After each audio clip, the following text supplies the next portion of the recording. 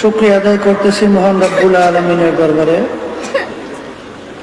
রব্বুল আলামিন ফিতনা ফাসাদের যুগে বৃষ্টির বর্ষা কষ্টের ভিতরে স্বীকার করে দ্বীনি মাহফিলে দ্বীনি আলোচনা করা শোনার তৌফিক আল্লাহ দান করছেন। শুকরিয়া তান সবাই বলে আলহামদুলিল্লাহ।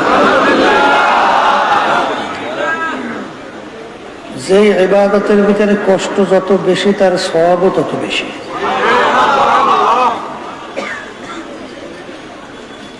আবার সওয়াবের কিন্তু ব্যক্তি অনুযায়ী বাড়ে কমে।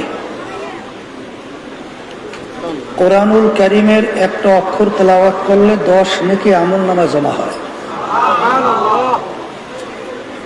আর এক ব্যক্তি ওই একই অক্ষর তেলাওয়াত করলো, তার আমলনামার ভিতরে 10 থেকে নেকি বাইরা 700 নেকি জমা হয়।